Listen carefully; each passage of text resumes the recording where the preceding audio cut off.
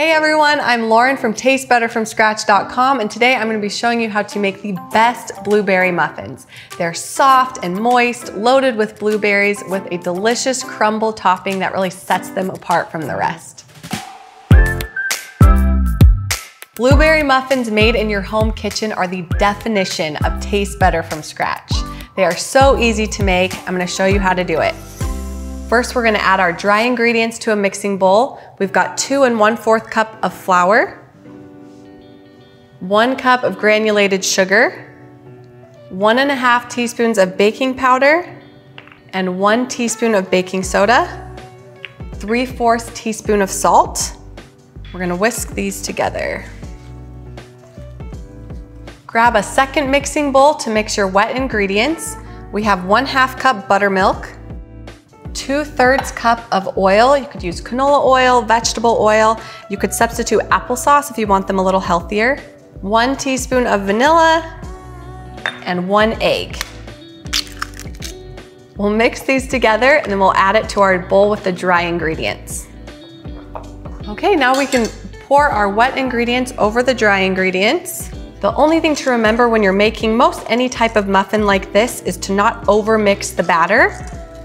It doesn't need to be completely smooth. I like to use a dough hook to help me not overmix the batter, but you can use any spoon to stir it all together. We're gonna add 1 heaping cup of fresh blueberries. You could also use frozen blueberries. That's all there is to this. The batter will be a little bit thick, which is okay. Just make sure that it's nicely mixed together without mixing the batter too much.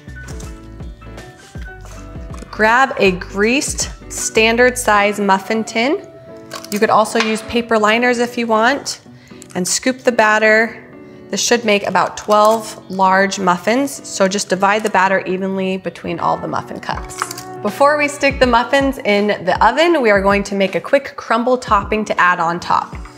So you need 3 tablespoons of brown sugar, 3 tablespoons of white granulated sugar, 3 tablespoons of flour, and 3 tablespoons of butter. Super easy to remember, 3 of everything. Lastly, we're gonna add 1 teaspoon of cinnamon.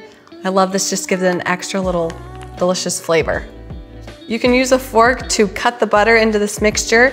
You want it to look like, almost like coarse crumbles of sand. So make sure to cut the butter in really well. I like to use cold butter. I like the way that it bakes on the muffins better.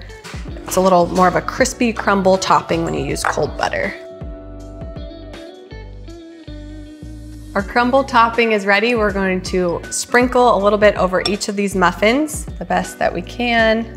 Just kind of press them on top. This really is the star of the show as far as making a delicious golden muffin top that's so flavorful.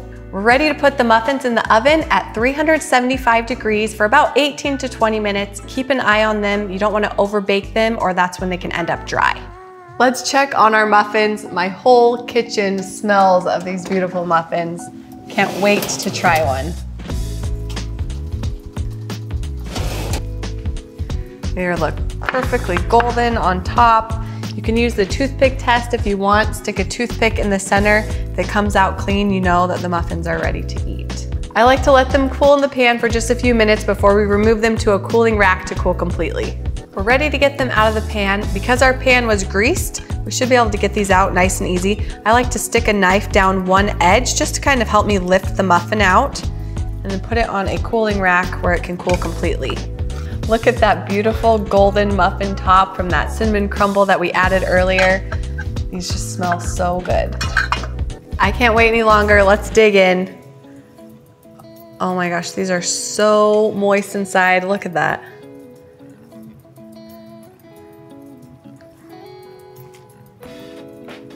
Usually people think the muffin top is the best part, but this whole muffin is just delicious. Oh my goodness, I wish you guys could try these right now. They are so soft and moist and flavorful. These are so much better than a bakery. They really do taste better from scratch. Thanks for watching, you guys. Be sure to like the video and subscribe to my channel so you don't miss any new recipes that taste better from scratch. We'll see you next time.